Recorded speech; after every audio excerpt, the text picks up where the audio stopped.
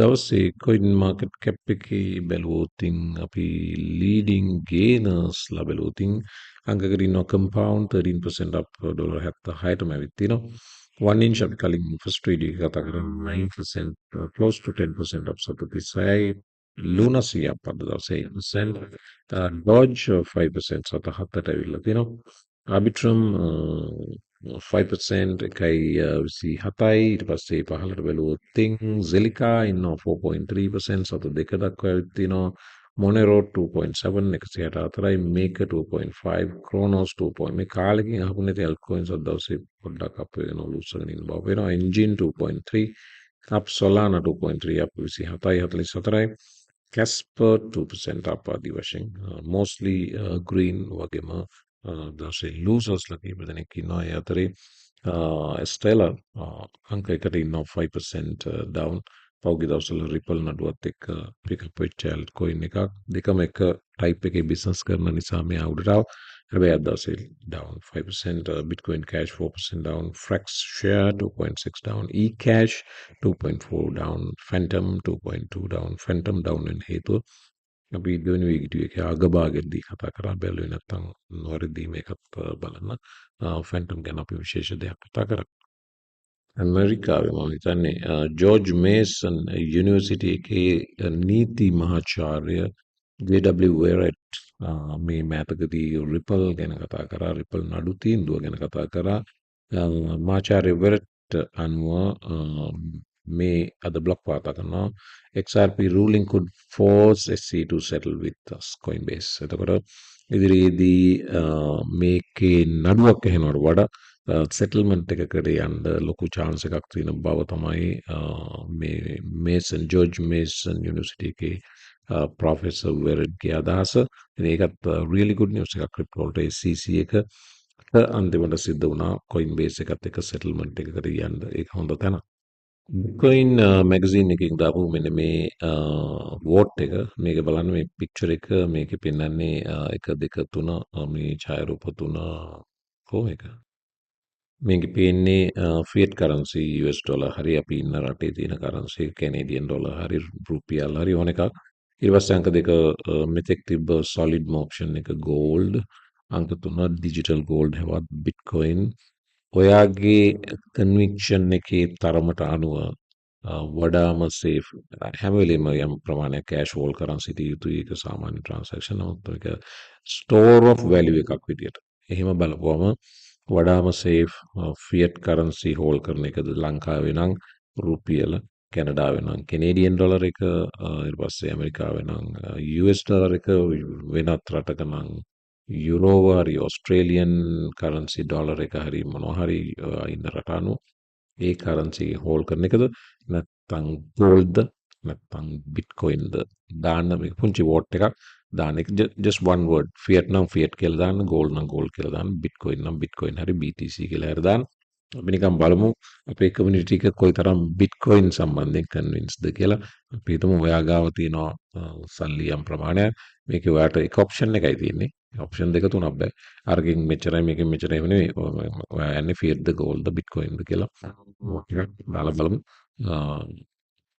මම කියන්නම් මම යන්නේ පැහැදිලිවම bitcoin එකක් නම් යන්න පුළුවන් පැහැදිලිව bitcoin දෙකක් නම් යන්න පුළුවන් bitcoin and gold තුනක් නම් යන්න පුළුවන් අන්තිමට තියෙන fiat currency පොඩ්ඩක් 5 to 10% ඒක තමයි මගේ මතය ඔයාගේ මතය දාන්න හැබැයි එක වචනයක් ෆස්ට් අපි එකයි මම bitcoin කියලා කියන්න ඔයාගේ වචනේ දාන්න අපි බලමු bitcoin සම්බන්ධයෙන් ඔයා කොච්චර convinced ද කියලා Binance සම්බන්ධ මෙන්න මේක තමයි Wall Street Journal තමයි මේ කතාව ඉස්සෙල්ලම පටන් ගත්තේ Binance lays off over 1000 employees මේ Department of Justice DOJ කියන්නේ Department of Justice නඩුව ඉස්සරහදී Binance විරුද්ධව ඇහෙනවා ඒ වගේම මෑතකදී Binance executives ගණනාවක් අයින් වුණා CC ගේ මේ සිද්ධිය හැන්ඩල් කිරීම සම්බන්ධව විරෝධය පළ කරමින් ඉතින් දැන් වාර්තා වෙනවා Binance reportedly lays off over 1000 employees Binance එක සතුව 8000ක පමණ ස්ටාෆ් එකක් හිටියා මේ වැඩේ සිද්ධ වෙන්න කලින් මේ මෑතක රිමූව් කරපු නැත්නම් අයින් වෙච්ච රිසයින් වෙච්ච එක්සිකියුටිව්ස් ලා ගේ සිද්ධියෙන් පස්සේ 1000ක් අඩු කරලා බව තමයි වාර්තා වෙන්නේ. හැබැයි එක එක්කෙනා එක එක කතා කියනවා.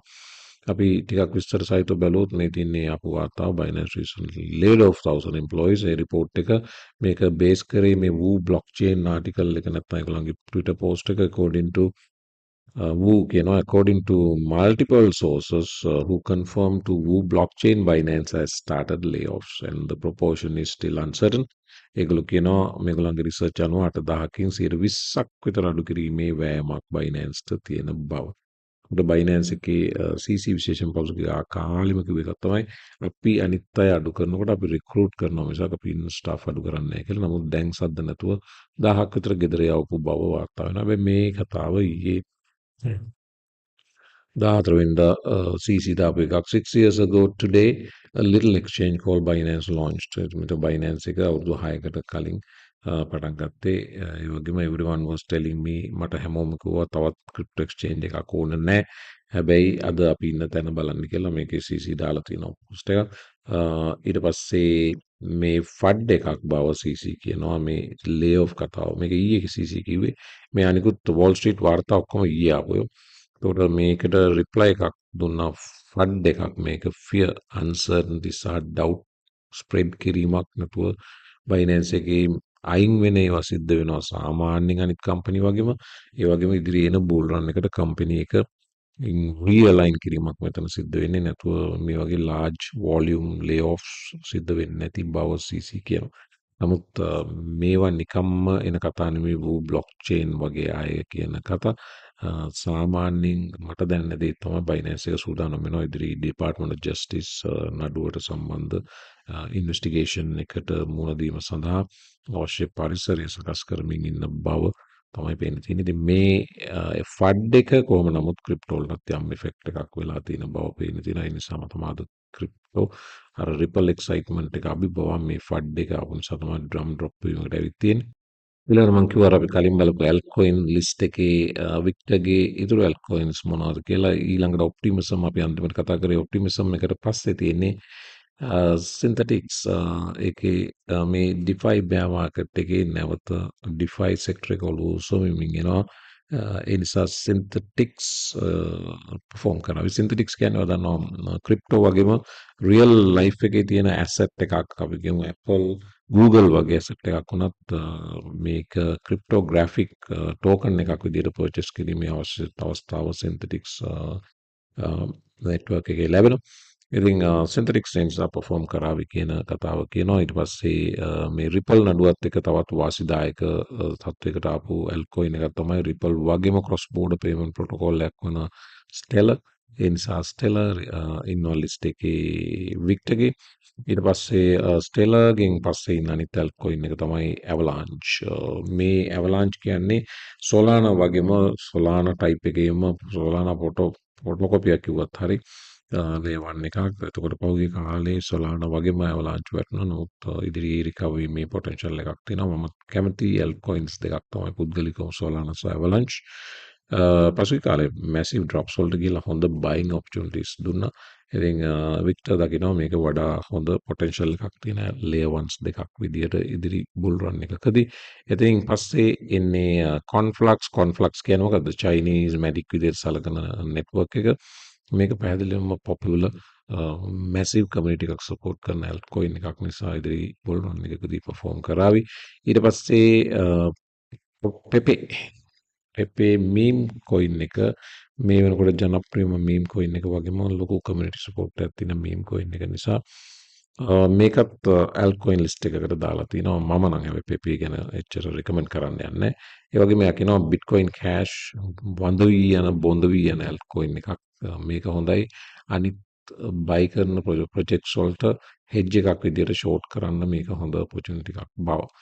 ඒකසත් ඔන්න ඔය ටික තමයි altcoins ටික. ඉතින් මේවා ඔයාගේ watch list එකට දාලා ඔයාත් තව research කරන්න decision එකක් ගන්න කලින් මේ කෙසේ නමුත් කියන්න පුළුවන් මේක හොඳ combination එකක් බව පැහැදිලිවම Pepe ඇරුණුකොට Ron DeSantis කියන්නේ මෙවර ඇමරිකානු ජනාධිපති කණ්ඩායමට අපේක්ෂකෙක් විදිහට ඉලෙක්ට් වෙන්න උත්සාහ කරන කැන්ඩිඩේට් කෙනෙක්. Ron DeSantis අලුත් කතාවක් කිව්වා ඊයේ දවසේ. ඒක තමයි මේ Family Leadership Summit කියන මේ conference එකේදී කතා කරා. මම ජනාධිපති වුණොත් පළවෙනි දවසේම මේ CBDC centralized digital currency නැත්නම් central banks විසින් issue කරන CBDC project එක එහෙම පිටින්ම උපුටා දමන බව. ආවේ එකේ පසුගියදා වෝට් එකක් තිබ්බා. ඒ වෝට් එක සම්මතයි. ඒක ඒගොල්ලන්ගේ ආවේ ප්‍රොටෝකෝල් එකේ තියෙන decentralized stablecoin එක නැත්නම් GHO කියලා token එක Ethereum mainnet එකේ launch කිරීමට approval එක ලැබුණා. ඒකම ආවේ ප්‍රොටෝකෝල් එක ඒ approval එකට අනුව ඒ project එක execute කළ බව සඳහන් වෙනවා. GHO stablecoin එක දැන් Ethereum mainnet එකේ available. ආවේ ගැන කතා කරමු. අපි ආවේ යන්න කලින් ආවේ chart එක බලාගෙන යමු. මේ තියෙන්නේ bottom එක $50 49.98 again whole number එකක්. ඉතින් පසුගිය කාලෙම $50ට අවස්ථා 1යි 2යි 3යි විදියට සහ 4යි විදියට අවස්ථා 4ක් bottom එක try කරා. මේ $50 වල massive buying pressure එකක් තියෙන බව පේනවා. 50න් නැවත උඩට ගියා. ඉදිරියේ watch එකේ ඉන්න 67 හෝ 50ට නැවත chance එකක් ලැබුණොත් හොඳ entry point එකක් බවයි මගේ හැඟීම. ඒ ආවේ. එහෙනම් මම වීඩියෝ හමාර කරනම් Patreon එකේ interested අය සම්බන්ධයෙන් link එක තියෙනවා YouTube video description box එකේ. මේ වෙනකොටත් ලීනා තවමත් ඇලි මෑලි ගතියෙන් යමින් ඉන්නවා. මේකේ අපි stop එක break even එකට move කරලා හමාරයි already. මේක trade එක අපිට against ගියොත් අපිට සතයක්වත් loss වෙන්නේ නැහැ. 1 to 1 profit තිබ්බට අපි 1 to 1 ගන්නෙත් නැහැ. මේකට එකක් risk කරලා එකක් already profit මේ trade එක. නමුත් එහෙම ගන්න අපේ equation එකට අනුව අපිට අවශ්‍යයි අපි risk කරොත් එකක් අපිට අවශ්‍යයි අවම 1.50ක්. ඒක තමයි අපේ equation එක. එහෙම ගියාම තමයි අපිට 140ක් නිවැරදි වුණාම අපි break even වෙන්නේ. ඒ කියන්නේ trade 10ක් ගත්තම ඇත්තම කතාව trade 4ක් හරි ගියාම අපි account එක loss නොවි ජීවිත කාලෙම trade කර කර ඉන්න පුළුවන්. trade 10න් 4යි හරියන්න ඕන. හැබැයි ගන්නේ profit අනිවාර්යෙන් ඩොලර් එකක් risk කරලා 1.50ක් આવොත් විතරමයි නැත්තම් ගන්නෑ. නැත්නම් අර equation එක 10ට 4 equation එක හරියන්නේ නැහැ. right එතකොට 140යි නිවැරදි වෙන්න ඕන. අපි පුගේ කාලෙම trade කරා Patreon අය දන්නවා අපි 60 70 100% accurate දවස් තිබ්බා. average එක ගත්තොත් මම උත්සාහ කරන්නේ personally 60% accuracy එකක් තියාගන්න. හැබැයි mostly අපි 70 to 80% accurate. ඒක ගැන එච්චර ලොකු කරලා ගන්නෙත් නෑ. trade එක loss වුණාට අපි එච්චර ගණන් ගන්නෙත් නෑ. ඒක trade එකක win එකවත් trade එකක loss එකවත් මගේ මානසික තත්ත්වයට මගේ මෙන්ටැලිටි එකට මගේ හැඟීම් වලට ඉම්පැක්ට් එකක් වෙන්න මගේ පර්සනල් ලයිෆ් එකට ඉම්පැක්ට් එකක් වෙන්න මම ඉඩ තියලා නැහැ. මුල් කාලේ ඉඩ තිබ්බා ඇත්තටම. සමහර දවස්වල ලොස් වුණාම කතා කරන්න නැතුව පැය ගණන් ඉඳලා තියෙනවා. ඒක පර්සනල් ලයිෆ් එකට ඉෆෙක්ට් වෙලා තියෙනවා. ඒක ප්‍රොෆෙෂනල් ට්‍රේඩර් කෙනෙක්ගේ හොඳ ගතියක් නෙවෙයි. ප්‍රෝ ට්‍රේඩර්ස්ලට ට්‍රේඩ් එකක් වින් කරත් එකයි නැත්ත් එකයි මේක ලොන්ග් ටර්ම් ගේම් එකක්.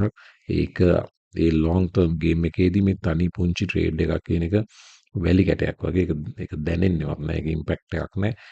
අපි කරන්න ඕන දේ කරා වෙන්න ඕන දේ මාකට් එකට බාර දුන්නා. ඒක ප්‍රොෆිට් වුණා ලොස් වුණා no problem. අපිට ඕනෙත් මෙතන තියෙන probability එකක්. අපි ගොඩක් ට්‍රේඩර්ස්ලා ලොස් වෙන්න හේතුව එකයි අපිට තියෙන්නේ අර චිරාත් කාලයක් අයිස් යුගයේ ගල් යුගයේ ඉඳලා එන fight or flight මානසිකත්වය. එතකොට අපිට අපි uncertainty එකක් දැනුන ගමන් අපිට challenge එකක් දැනුන ගමන් අපිට threat එකක් දැනුන ගමන් අර fight or flight instinct එක එන automatically. එතකොට අපි එක්ක ගහ ගන්න බලනවා, මරා ගන්න බලනවා, නැත්නම් දුවන්න බලනවා. ඔක අර වනචාරී යුගයේ ඉඳලා ආපු ඒ human emotions ඒවා activate වෙනවා. එතකොට market එකටත් එන්නේ ගොඩක් traders-ලා ඒ මනසම අරගෙන තමයි එන්නේ.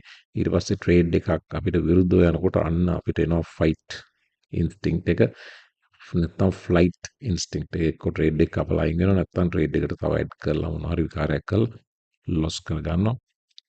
ඉතින් මේ fight or flight instinct එක අරගෙන trading table එකේ වාඩි නොවෙන්න තැනට ඔළුව හදා ගන්න සයන කාලයක් යනවා. ඒකට meditation power use කරන්න පුළුවන්. ඒක mature වෙනකොට ඒ fight or flight instinct එක control නැති වෙන්නේ නැහැ. control කරගන්න පුළුවන්. ඒ controlling ability එක හදා ගන්නකම් ඔයාලට ටිකක් මේ trading වල අපි all over the place යනවා. ඉතින් ඒක මෙන්ට කෙනෙක් එක්ක කටයුතු කරපුවම ඒක යම් ප්‍රමාණයකට control කරගැනීමේ පොඩි හුරුවක් හදාගත හැකි. මෙතනට එන්න ඕන probabilistic mindset එකක් අරන් ඒක මේක සම්භාවිතාවක් මේක විය හැකි වගේම විය නොහැකියාව තියෙනවා. එවැනි වූ මානසිකත්වයකින් આવුත් තමයි මේ ගේම් එක වින් කළ හැකි වන්නේ. ඒ නිසා fight or flight පැත්තක තියලා probabilistic mindset එකක් අරන් ස්ක්‍රීන් එක ඉස්සරහා වාඩි වෙන්න. ඉතින් Patreon එකට ඉන්ට්‍රස්ට් නම් එන්න. අපි මේ ගැනත් ඉදිරියේදී ගොඩාක් දේවල් කතා කරන්න බලාපොරොත්තු වෙනවා. එහෙමනම් වීඩියෝ එක already 16 minutes කියලා තියෙනවා. මම වීඩියෝ එක හමාර කරන්න. ඩේ ට්‍රේඩින් ගැන වැඩිපුර කතා කරන්න ඔයගොල්ලෝ YouTube වීඩියෝස් වල කැමති නම් මගේ එක්ස්පීරියන්ස් ගැන කතා කරන්න කමෙන්ට් එකක් දාන්න. එතකොට මම දන්නවා. මොකද අකමැති අය ඉන්නවා නම් එතකොට අපරාධිනේ වීඩියෝ එක බෝරින් වෙනවනේ. එහෙම ඉන්ට්‍රස්ටඩ් නම් මම අතින් පතර ටිප්ස් ටිකක් දෙන්නම් වීඩියෝස් වල කමෙන්ට් එකක් දාන්න yes කියලා නැත්නම් yes for day trading කියලා. එතකොට මම දන්නවා right ඔයා කැමතියි කියලා. yes for day trading කියලා දාන්න. නිකම්ම yes කියලා දැම්මම මට ඒක මතක් වෙන එකක් නැහැ. yes for day trading. එහෙමනම් වීඩියෝ එක හමාර කරන්න. ඉන්ට්‍රස්ටඩ් නම් Patreon join වෙන්න link එක තියෙනවා YouTube video description එකේ. ගොඩාක් දෙනා කියනවා මේක join වෙන හැටි කියලා දෙන්න කියලා. ඉතින් මේක 아무තු එකක් නැහැ. link එක තියෙනවා. link එක click කරාපුවම Patreon එකට යනවා. ඊට පස්සේ ඒකේ payment කරන්න පුළුවන් Visa Mastercard credit card වලින් සමහර රටවල් වල debit පුළුවන්. credit card එක බැරි නම් ඔයාලට debit card එකක් දාලා try කරන්න. එහෙනම් බැරි නම් එකම option එක PayPal account එකක් හදාගෙන එතනින් pay කිරීම පමණමයි වෙන මොකුත් කරන්න බෑ. වෙන මට මේකේ control එකක් නැහැ. ඒක සම්පූර්ණ Patreon handle කරන්න. ඒ නිසා ওই ක්‍රම තුනෙන් විතරක් එන්න.